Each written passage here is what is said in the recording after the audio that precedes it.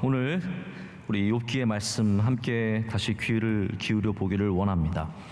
우리 인간을 괴롭게 하는 것들이 좋게 하는 것들도 이건데요, 괴롭게 하는 것들도 이겁니다. 우리는 좋은 말을 들으면 좋습니다. 오늘 목사님 얼굴이 참 좋으세요. 근데 그거는 이제 이중적인 의미가 있죠. 살쪘다는 의미도 있지만 정말 빛이 좋다는 의미도 있고 좋아 보인다는 말씀도 있죠. 우리는 누군가가 칭찬해 줄 때 굉장히 기분이 좋습니다. 또 반대로 누군가가 나쁜 말을 하면 당연히 우리의 마음이 굉장히 상하고 어려워집니다. 또 두 번째는 뭐냐면 사람과의 관계입니다.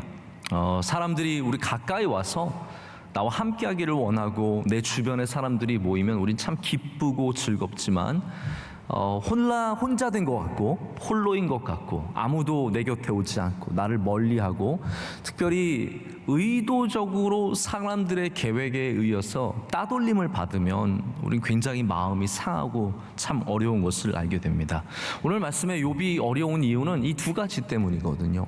욥이 그것 때문에 이 두 가지를 먼저 얘기하고 그 다음에 너무 가슴이 아프고 힘드니까 또 하나님으로 인해서 이 당하는 자기는 그렇게 생각하잖아요. 하나님이 나를 치셨다.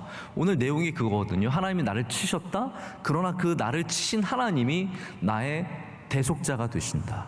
나의 구원자가 되신다라고 하는 고백인데, 그러니까 이 욥은 참 이 두 가지 때문에 어려운 겁니다. 바로 이 사람들이, 친구들이 와서 계속 끊임없이 꾸짖는 말을 하고 정죄하는 말을 하고 욥에 대해서 나쁜 말을 하기 때문에 거기에 대해서 굉장히 마음이 아픈 것이고, 또 모든 사람으로부터 끊겨진, 여러분 사람이 잘 나갈 때는 가만히 있어도 막 와서 인사하고 전화하고 문자 보내고 찾지만 조금만 어려워져도 다 떠나가거든요. 한 번씩은 이게 꼭 은혜는 아니지만 한 번쯤은 좀 외로운 경험들을 해봐야 사람들이 남의 어려움도 좀 알 수 있고 그런 것들도 있는 것 같습니다. 내가 교회에서도 잘 나갈 때는 사람들이 내 곁에 와서 인사도 많이 하고 그러지만 별걸 이제 조금씩 뒤로 물러가기 시작하다가 잘 안 보이기 시작하면 사람들도 멀어질 때 얼마나 참 마음이 어렵습니까? 근데 이런 일들이 세상에서만 일어나는 것이 아니라 참 우리 믿는 자 가운데서도 끊임없이 일어난다는 것이 참 어려운 점입니다. 게다가 더 큰 문제가 이거라고 저는 생각해요. 이걸 이제 보통 우리가 왕따라고 표현을 하기도 하고, 지금 욥은 친구들한테 왕따 당하고 있는 거거든요. 한마디로 막 엄청 꾸짖음을 당하고 게다가 모든 사람 다 떠나서 왕따 당하고 있는데, 가만히 생각해 보세요. 나쁜 사람이 왕따 당하는 거 보신 적 있으세요? 우리 학교에 아이들 갈 때 가장 큰 문제가, 이 시대의 가장 큰 문제가 아이들이 오늘 말씀에도 학대하면서 부끄러운 줄 모른다고 하잖아요. 이 욥의 친구들의 문제가 딱 그거거든요. 욥에게 너무 나쁜 말을 하고 욥을 힘들게 하지만 부끄러운 줄 모른다고 욥이 앞에 얘기를 하고 있거든요. 한번 보세요. 여기 3절을 보시길 바랍니다. 19장 3절을 보면 이런 말씀이 있어요. 너희가 10번이나 나를 학대하고도 부끄러워 아니하는구나. 이게 욥의 상태고 욥의 상황이고 욥의 친구들이 행하는 일들입니다. 근데 여기 10번이나 학대하고도 부끄러워하지 아니하는 것처럼 이 시대의 학교나 직장이나, 제가 참 마음이 어려운 것은 교회에서도, 심지어는 우리 교회 안에서도 이렇게 누군가를 참 어렵게 하고도 부끄러운 줄 모르는 그런 세상이 되어버렸다라는 겁니다. 아이들이 왕따할 때 그 나쁜 짓을 하고도 여러분 생각해보면 어마어마하게 나쁜 짓들을 많이 하잖아요. 이 초등학생, 중학생, 어린 아이들이요, 어디서 그렇게 나쁜 걸 배웠는지. 아이들한테 빵 셔틀, 이건 기본이죠. 빵 사와라 그런 거 시키고, 학교에서 집에 갈 때 내 가방 들어라, 이런 것들은 약과예요. 별의별, 집에 와서 돈 가져와라, 안 가져오면은 막 괴롭히고 때리고 끌고 올라가서 별의별 학대를 다 하는데, 여러분 그걸 당하는 아이들이 나쁜 아이들이냐? 아니에요. 대부분이 착한 아이들이 그런 일들을 당해요. 그러니까 그 착한 아이들은 한번 왕따를 당하고 고통을 당하면요, 여기서 회복하기가 참 어려운 겁니다. 정신적인 문제를 평생 갖고 살아가는 아이들이 많이 있고 참 힘든 거죠. 우리 다시 교회 안으로 우리 시선을 좀 다시 옮겨오자면, 우리 교회 안에서도 꼭 나쁜 사람들만이 비난을 받고 나쁜 사람들만이 사람들에게 오해를 받는 건 아닙니다.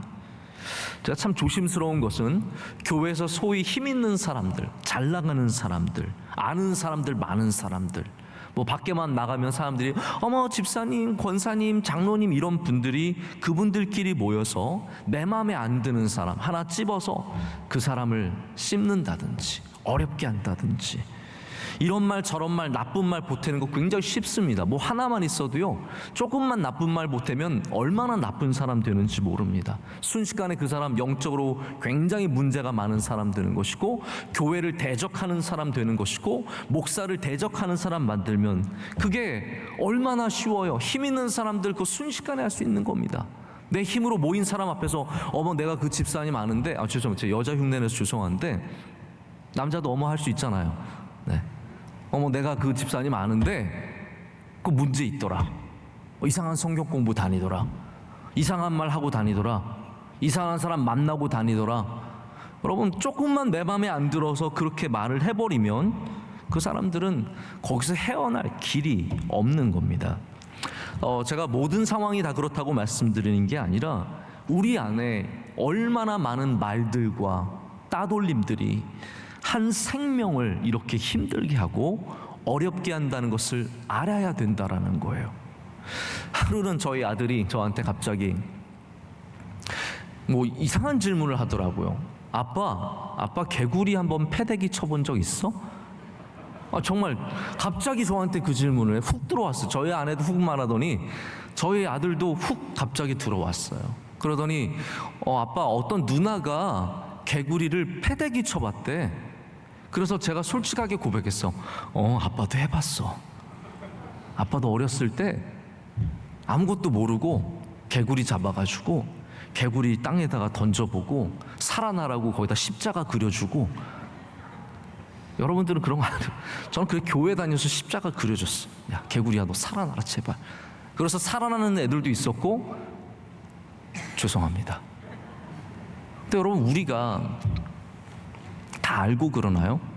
이 개구리 생명이 귀한데. 지금은 상상도 못하는 일이죠. 지금 어떻게 그 생명을, 귀한 생명을, 뭐 귀한 생명이라고 말하는 게 좀 이상하긴 하지만, 그걸 제가 어떻게 생물을 던지겠습니까? 죽이겠습니까? 그러나 그 어렸을 때 너무나 어린 마음, 잘 알지 못하는 제가 그러한 짓을 하고도 부끄러운 줄 몰랐다는 거예요. 지금 저희 아들이 갑자기 아빠 개구리 패대기 쳐봤어 했을 때 제가 먼저 영민아 패대기는 아니고 던져봤어, 뭐 그렇게 표현은 했지만 사실 아들한테 그렇게 고백하면 굉장히 부끄러웠거든요. 여러분 그리스도인은 부끄러움을 알아야 합니다. 할렐루야. 하나님 앞에서 아담이 부끄러움을 알게 되면서 죄를 알게 된 것처럼, 우리도 하나님 앞에서 나의 죄를 알려면 부끄러움을 알아야 합니다. 내가 잘못했구나, 이게 문제가 있구나, 이러면 안 되겠구나. 근데 사람이라는 게 여러분 힘이 있으면 부끄러움을 모르게 됩니다. 자기 자신감이 있고 능력이 있고 자기 생각이 너무 뚜렷하면 부끄러운 줄 모르고 그런 일들을 하게 된다라는 거예요. 네이버 지식에 이제 가끔 엉뚱한 질문들도 올라오고 엉뚱한 답도 있는데, 이런 질문이 있었어요. 어떤 사람이 올리기를 후안무치와 아나무인은 같은 뜻인가요? 이렇게 올렸어요. 아마 좀 어린 사람이 올린 것 같아요. 그렇죠? 꼭 같은 뜻은 아니지만 비슷한 맥락이 있죠. 후안무치와 아나무인은 같은 뜻인가요? 근데 제가 거기 채택된 답을 보고 혼자서 막 웃었어요. 왜냐하면 이런 답이 올라왔더라고요. 제가 욕은 빼고 말하겠습니다. 후안무치는 재수 없는 사람이란 뜻이고, 아나무인은 꼴 보기 싫은 사람이란 뜻입니다. 제가 욕을 대체해서 사람이라고 표현을 했는데, 굉장히 저는 이거 좀 반대라고 생각해요. 후안무치가 좀 꼴보기 싫은 사람이고 아나무인이 재수 없는 사람이고, 어쨌든 그런 사람들이라는 거죠. 여러분 여기 나오는 욥의 친구들이 바로 아나무인이요 후안무치입니다. 그래서 욥을 괴롭히고도 거기에 대해서 부끄러워하지 않는, 10번이나 학대하고도 우리는 뭐 정확한 상황을 다 알 수는 없지만 지금 욥이 뭐라고 말하냐면 너희들은 나를 짓부수고 있다라고 말하면서 10번이나 학대하고도 부끄러워하지 않는다라고 2, 3절에 말하고 있습니다. 사람이 누군가에게 괴로움을 줄 때, 아픔을 줄 때는 정도껏 해야 합니다. 우리말에도 그런 말이 있습니다. 지렁이도 밟으면 꿈틀거린다. 이 정도는 아시죠, 여러분? 당연히 쓰시는 말이잖아요. 쥐도 구석에 몰리면 고양이를 문다라 그래요. 이게 여러분 다 일리 있는 말이고 굉장히 지혜가 많이 담겨 있는 말임을 잘 알아야 합니다. 그러니까 괴롭히더라도, 괴롭히는 것 자체가 안 좋지만 도를 지나치면 안 돼요. 꼭 아셔야 됩니다. 아이들을 가르칠 때도 하나님께서 뭐라고 말씀하십니까? 성경에 아이들을 노하게 하지 말라 그랬어요. 그건 뭐냐면 도를 지나친 거예요. 아이들을 분노할 정도로 가르치지 말라라는 거예요. 지혜 있게 말하라는 거죠. 항상 어느 정도 그 이상을 넘어가지 않게 해야 되는데 이 친구들이 욥을 비난하는데, 우리 지난번에도 말씀을 보셔서 아시겠지만 빌닷도 얼마나 도를 지나치게 말합니까? 너 자손들이 없을 것이다. 너는 영원히 지옥에 머물 것이다. 너는 형벌을 받을 것이다. 너의 불이 다 꺼져버릴 것이다. 정말 심하게 말하거든요. 이게 문제가 크다라는 겁니다. 우리나라 근래 영화 중에 이런 제목의 영화가 있습니다. 삼진그룹 영어 토익반. 혹시 들어보셨어요? 요즘에 이렇게 텔레비전 키면은, 요즘엔 텔레비전 딱 키자마자 영화 선전을 굉장히 많이 해요. 이거 보라고, 재밌는 거 보라고. 그때 아마 몇 달 전에 이게 좀 나왔던 그런 영화인 것 같아요. 삼진그룹 영어 토익반. 굉장히 독특한 제목이죠. 저는 영화를 보진 못했는데 내용이 이런 내용이에요. 이제 90년대에 삼진그룹에 일하는 3명의 여사원들이, 여러분 90년대만 해도 이게 별로 얼마 안 된 것 같지만 전혀 다른 세상이었습니다. 특별히 이 남녀의 어떤 그런 성차별이라는 것이 굉장히 심하게 존재했던 때가 불과 몇 년 안 되는 거예요. 그래서 그때는 이제 이 말단 직원들 여자들은 그냥 정말 커피나 타는, 그래서 수십 명의 여자들이 유니폼 입고 트레이에다가 이 위에다가 커피잔 들고 다니는 그러한 이제 모습이 나오는 거죠. 근데 여기 이제 이 대우, 이런 말단 사원의 대우, 참 차별받는 대우를 견디다 못한 3명의 여자 사원들이 승진하기로 이제 마음을 먹습니다. 승진을 해야겠어요. 근데 승진을 필요로 하는데, 승진하려면 뭐가 있어야 되냐면 토익 점수가 있어야 돼요. 여러분 너무 익숙하죠? 우리 세대가 맨날 토익 공부하느라고 그랬던 세대거든요. 토익 점수가 있어야 이거를 승진도 해주고 회사도 들어갈 수 있는 그런 분위기였어요. 그래서 이 자매들이 3명이 토익 수업을 듣게 됩니다. 이제 토익 수업을 들으면서 나오는 이제 에피소드들이 있나 봐요. 결과적으로는 뭐냐면, 결론적으로는 이 회사가 이제 오폐수를 몰래 그 범죄했던 것들을 숨기려고 하는데, 이 3명의 사원들이 그 범죄 행위를 파헤치고 그리고 마침내는 승진까지 하게 되는다는 그런 내용이에요. 여기 뭐 이제 약자가 강자를 이기게 되는 이제 카타르시스가, 아무것도 아닌 말단 사원들이 큰 대기업의 비리를 파헤치고 문제를 파헤치는 그러한 카타르시스가 이 내용에 있습니다. 근데 이 내용의 결국 핵심은 뭐냐 하면, 약한 사람이라도 짓누르면 반응한다라는 거예요. 아무리 약해 보이고 아무리 힘없어 보이고 아무것도 아닌 그러한 그냥 꿈틀대는 지렁이 같지만 밟으면 오히려 강자가 질 수도 있다라는 것이죠. 여러분, 이 사회에 우리가 정말 많이, 우리 대한민국이 2010년도부터 어마어마한 많은 그런 변화가 있는데, 그 중에 하나가 이제 갑질이라는 거예요. 갑질. 이런, 저는 갑질의 기사를 볼 때마다 이 욥의 오늘 말씀 나오는 이 친구들의 모습이 생각이 나는 거예요. 욥처럼 연약해진, 아무것도 아닌, 다 잃어버리고 돈도 없고 친척도 없고 가족도 없고 집도 없고 기댈 사람 하나 없는 욥에게 얼마나 모질고 잔인하게 친구들이 대합니까? 여러분, 만약에 하나님께서 여러분에게 은혜를 주셔서 물질의 은혜도 주시고 건강의 은혜도 주시고 직장의 은혜도 주시고 뭐 미모의 은혜, 그런 은혜를 주셨다면 연약한 자들을 괴롭히지 마시길 축복합니다. 여러분, 괴롭힌다고 하니까 탁 다가오진 않으실 텐데 여러분들이 갖고 있는 힘으로 누군가를 악하게 대하시면 안 된다라는 거예요. 그게 지혜입니다. 그게 성경이 가르쳐주는 정말로 중요한 지혜예요. 이게 여러분 복음이랑 상관이 없는 것 같지만 아니에요. 이 안에 예수님께서 행하시는 일들이 있고 예수님께서 보여주시는 일들이 있는 거예요.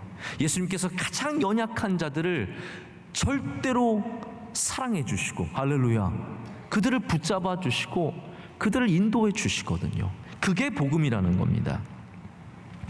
이 잔인하다는 것이 꼭 뭐 저처럼 개구리를 패대기 쳐야만 잔인한 게 아니라 말로도 충분히 일어날 수 있는 일이라는 겁니다. 그 앞에서만 잔인한 게 아니라 여러분, 뒤에서도 사람들은 그래요. 사람들은 앞에서만 잔인한 게 아니라 뒤에서도 잔인해질 수 있습니다.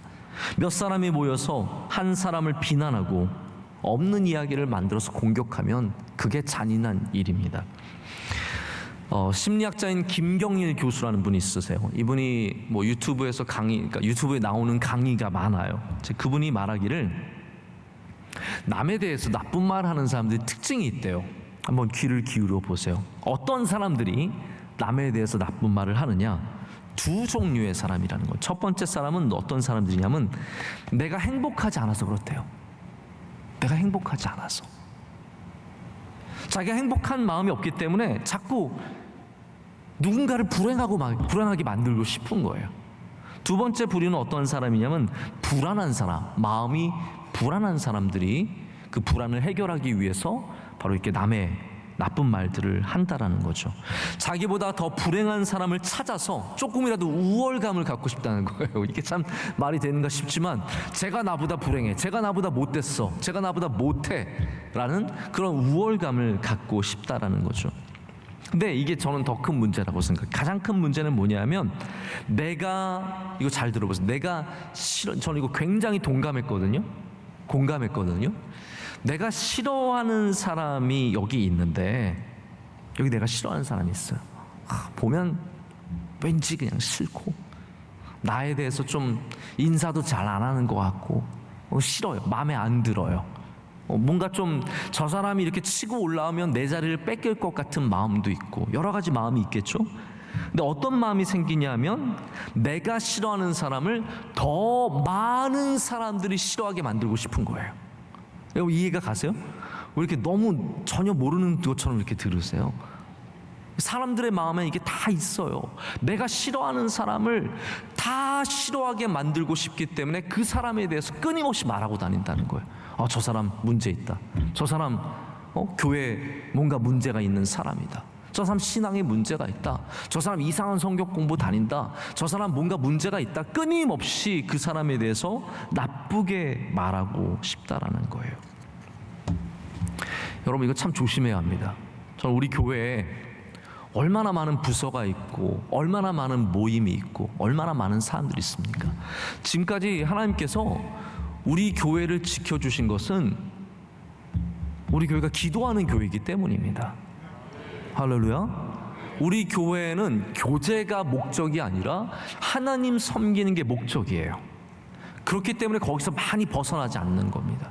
이게 변하고 교제가 목적이 되고 사람들 모이는 것이 재밌는 교회가 되면 그 다음부터는 이런 문제에 순식간에 휩쓸리게 되는 거예요.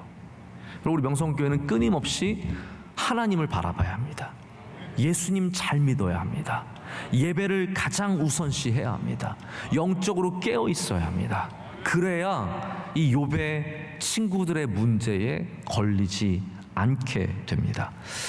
그럼 한번 생각해 보세요. 만약에 친구들 중에 한 명이라도 욥을 변호해 주었다면, 야, 욥 그런 거 아니야. 내가 욥을 아는데 욥 얼마나 착하냐. 우리보다 잘 살아서 우리가 좀 질투심이 낮긴 했지만 욥이 뭘 잘못했냐. 너희들 그렇게 말하면 안 돼. 자꾸 모여가지고 욥을 욕하지 마. 누군가 이렇게 말했다면 이게 다 바뀔 수 있는 거거든요. 왜 그 맨날 남의 욕하는 사람들이 맨날 욕하고 다니는지 아십니까? 누군가가 계속 동의해 줬기 때문이에요. 누군가가 그냥 괜찮다고 얘기해 줬기 때문입니다. 그렇지 않다고, 당신 그렇게 말하면 안 된다고 누군가 말해줬다면 그 사람도 배우게 되겠죠.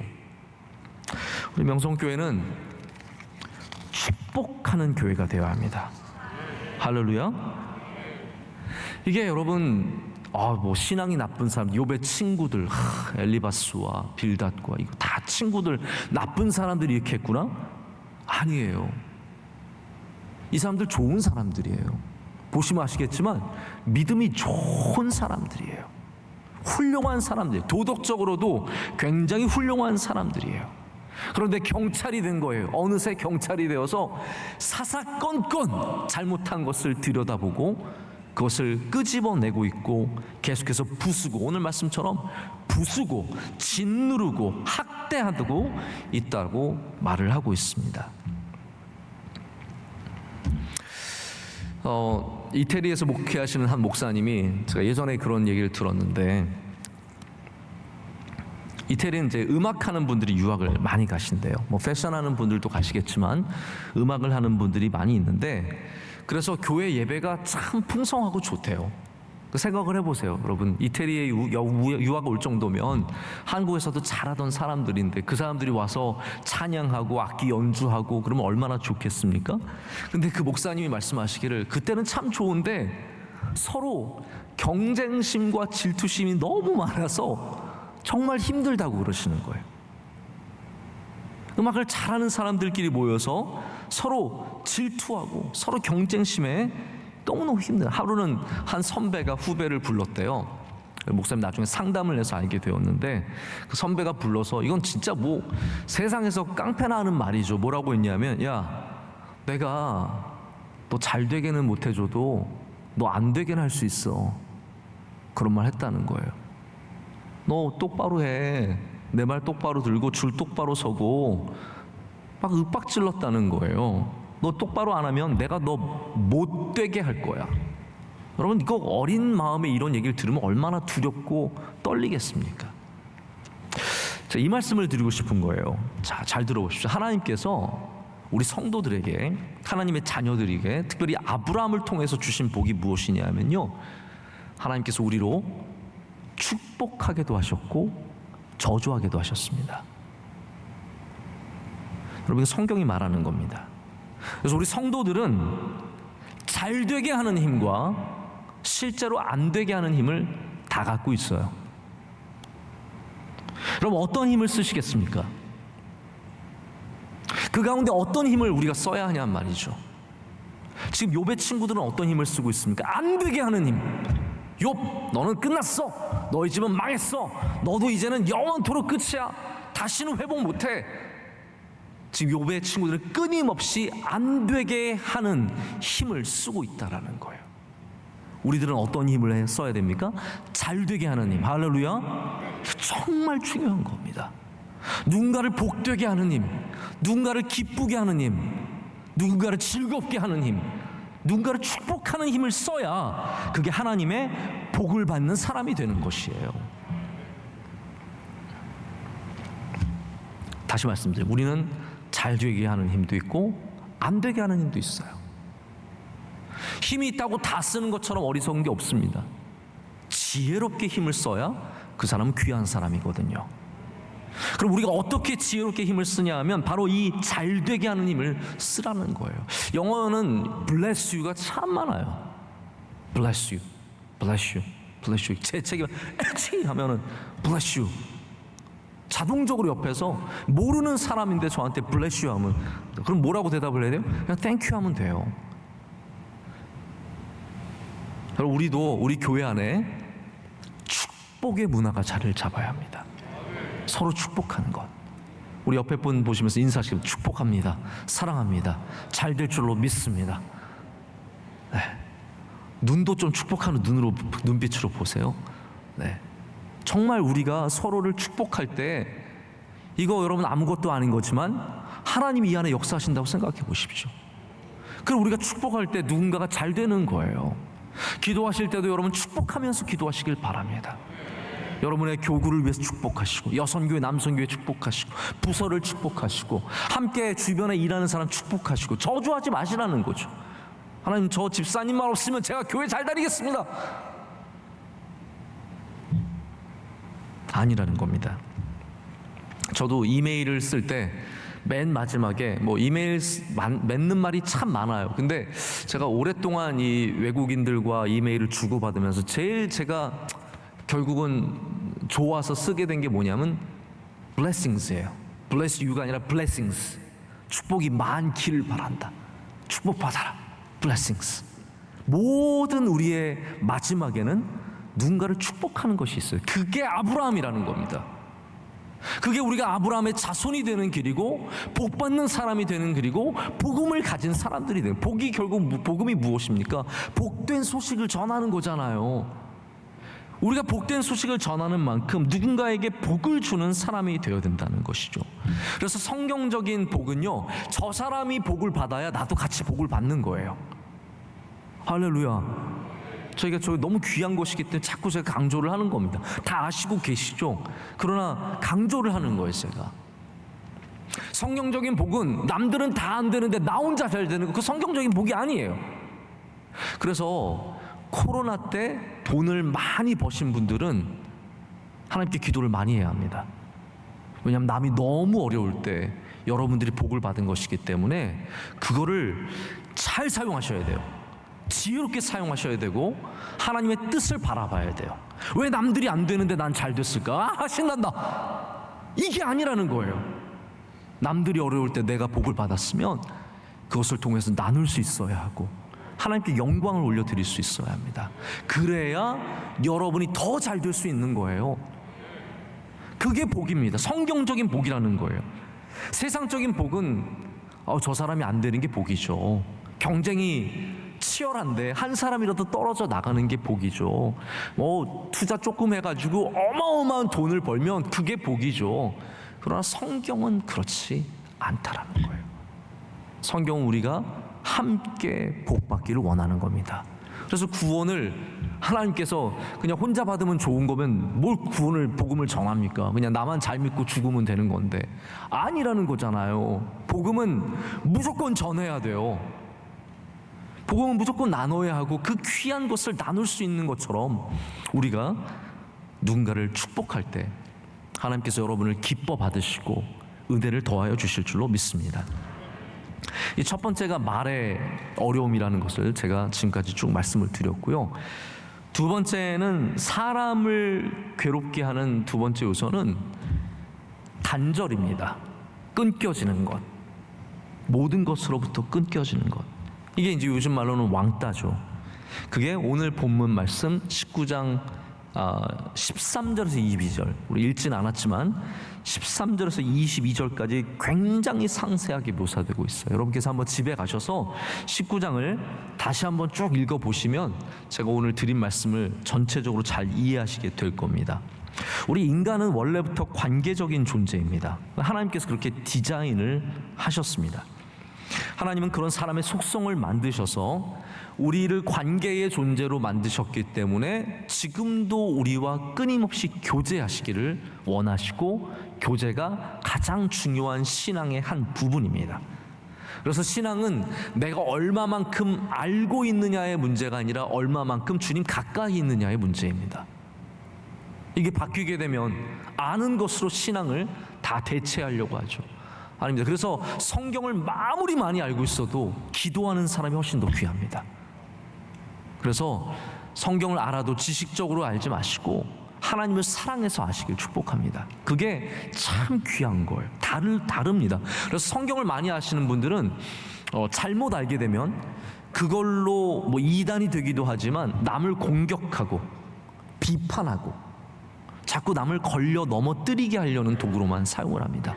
그러나 하나님과의 관계 속에서 이 말씀으로 은혜를 받은 사람은 절대로 그렇지 않습니다. 이 말씀을 통해서 오히려 사람들을 도와주고 베풀어주고 사랑하고 은혜 가운데 인도할 수 있거든요.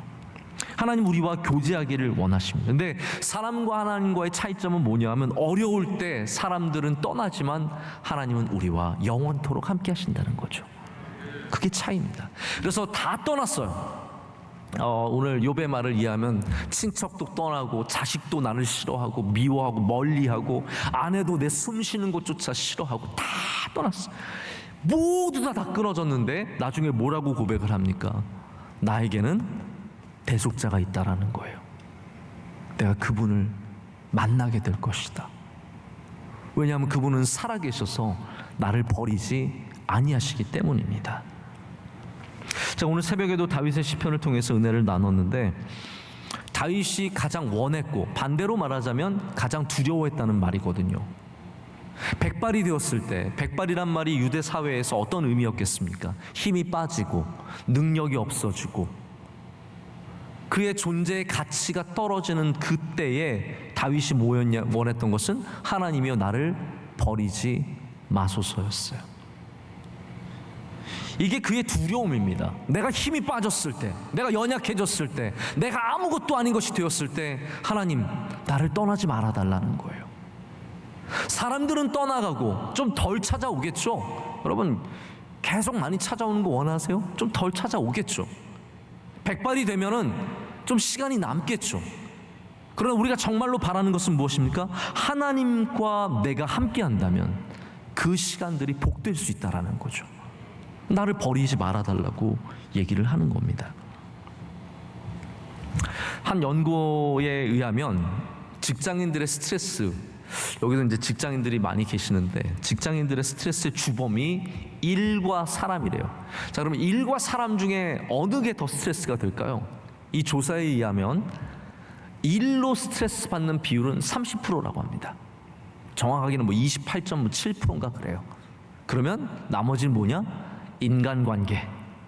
이게 70%가 넘을 정도로 어마어마하게 큰 것이 이게 사람의 큰 스트레스가 된다라는 거예요.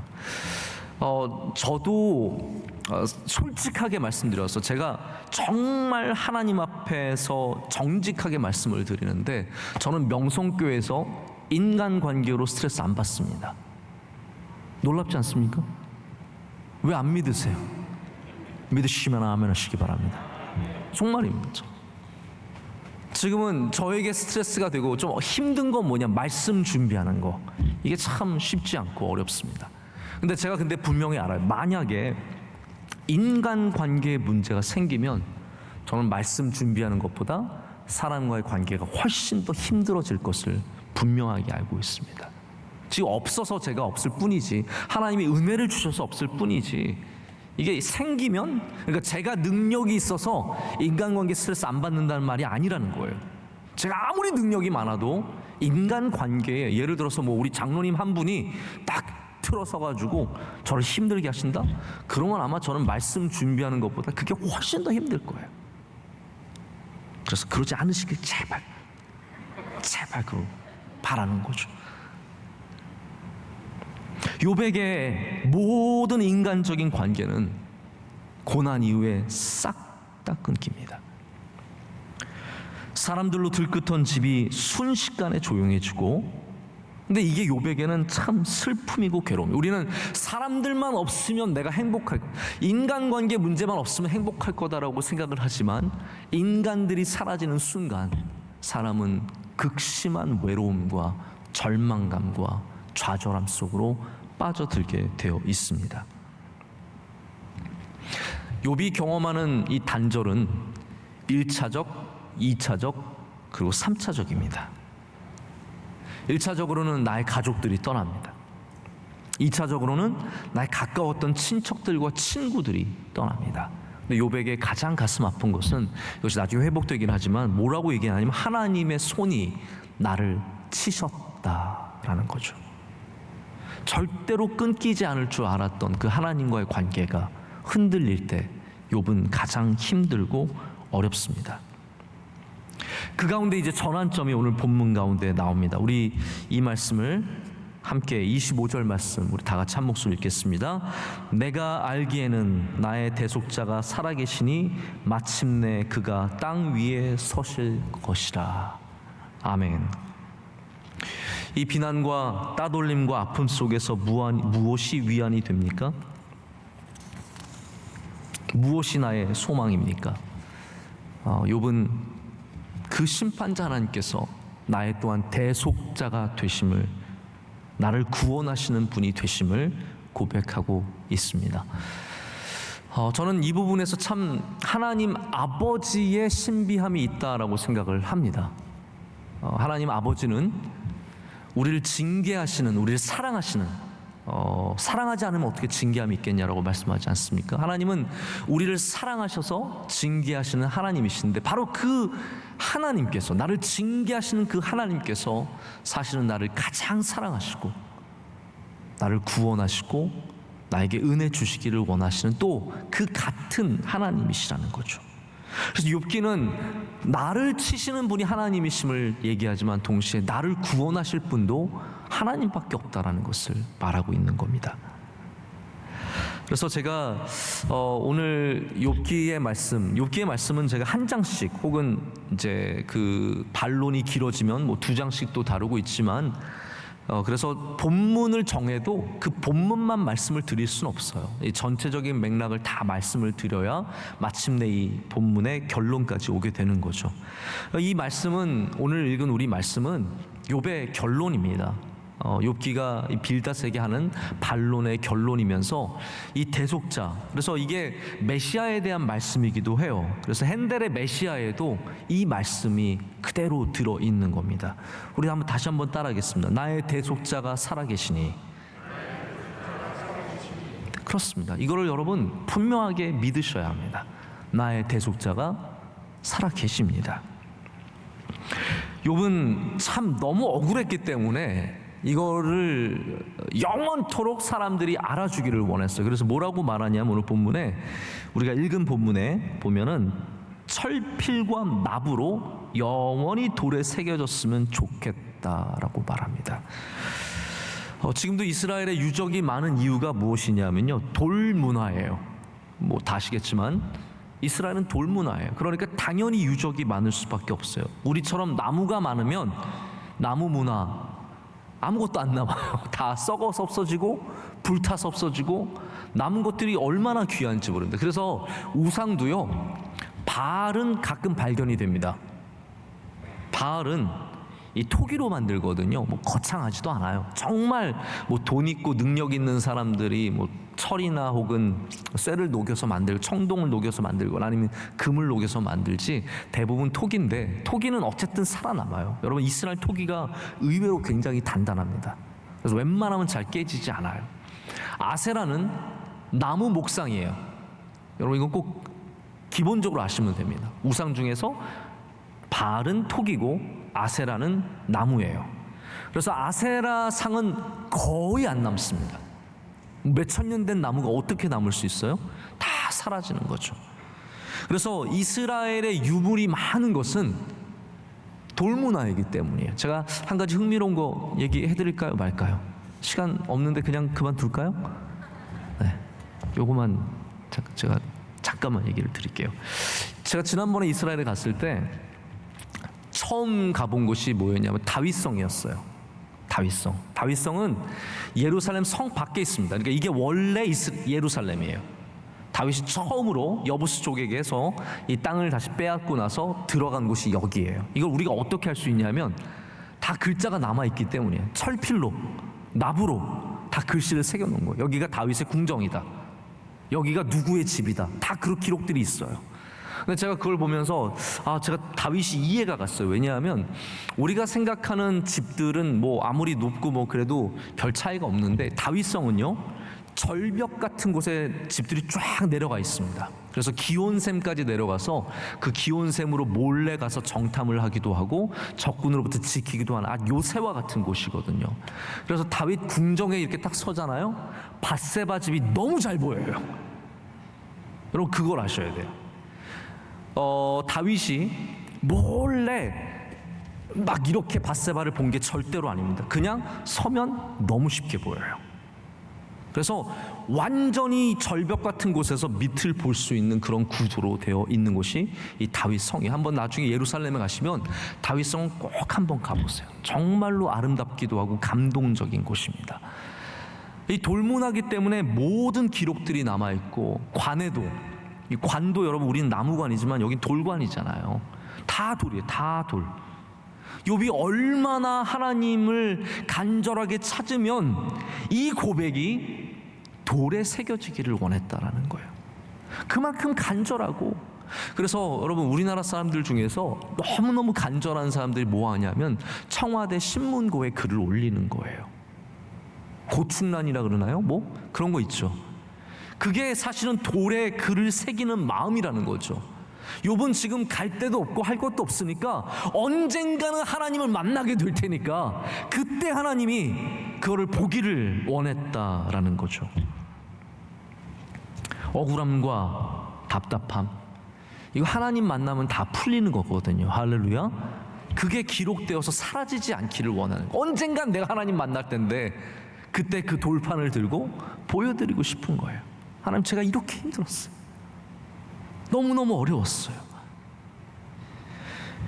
여러분, 우리가 아무리 억울하고 답답한 일이 있어도 하나님을 만나면 풀립니다. 이게 우리가 하나님을 기다리는 이유입니다.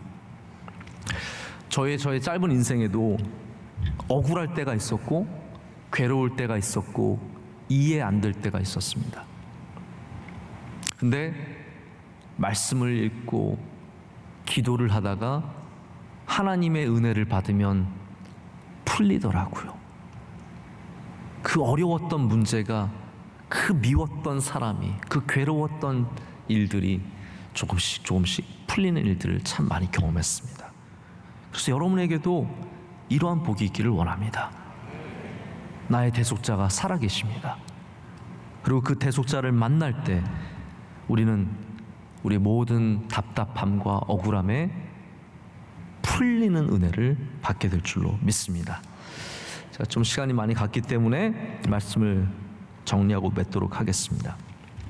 제가 오늘 이 말씀 가운데 마지막으로 여러분께 나누고 싶은 이야기는 25절의 후반부 말씀입니다. 대속자가 살아계신데 뭐라고 얘기합니까? 마침내 그가 땅 위에 서실 것이라 라고 말하고 있습니다. 자, 저를 보시죠. 우리 대속자가 계시는데 우리는 그 대속자를 어디에서 만납니까? 자, 이런 상황이라면 우린 당연히 죽어서 하늘 가서 만날 것 같잖아요. 나의 대속자가 살아계신데 그가 하늘에 계실 것이다. 그게 사실은 맞는 문장의 흐름이에요. 그런데 욥은 뭐라고 말하냐면 그가 땅에 서실 것이라. 할렐루야. 이게 무슨 말입니까? 좀 더 우리가 알레고리컬하게 말하자면 이 땅에 오시는 예수 그리스도를 말하죠. 우리 대속자 예수 그리스도께서는, 우리 구원자 예수 그리스도께서 이 땅에 오시기 때문입니다. 또한 하나님께서 하늘에서만 우리의 삶의 문제를 해결해 주시는 것이 아니라 하나님께서 이 땅에서도 우리의 문제를 해결하신다는 뜻이에요. 저는 그래서 이 말씀이 너무 좋더라고요. 그냥 대속자를 만날 것이다가 아니라 그가 이 땅에 서실 것이라. 그가 내 삶에 오실 것이라. 그가 내 가정에 오실 것이라. 그가 내 기업에 오실 것이라. 그가 우리 교회에 오실 것이라. 그래서 하나님이 하늘에서만 우리를 만나시는 것이 아니라 우리의 삶 가운데로 대속자로 오시고 이 내 자리로 오신다는 말씀이에요. 그래서 우리 대속자 하나님은 저기 멀리 앉아서 그냥 우리를 바라보면서 그냥 이렇게 되라 이렇게 저렇게 되라라고 하시는 분이 아니라 이 땅 가운데 오셔서 나의 자리로 오시는 분이시라는 겁니다. 오늘 우리가 다시 붙잡아야 하는 믿음이 무엇이겠습니까? 우리 삶의 수많은 말과 관계의 어려움들, 오해와 질투와 수많은 상처들, 그런 것 속에서 우리가 바라봐야 할 분은 예수 그리스도밖에 없습니다. 그가 살아계십니다. 그가 살아계십니다. 그리고 예수님은 이 땅에 우리 가운데로 오셔서 우리를 돌봐주시고 인도해 주시고 이 모든 어려움 속에서 우리를 구원해 주실 줄로 믿습니다.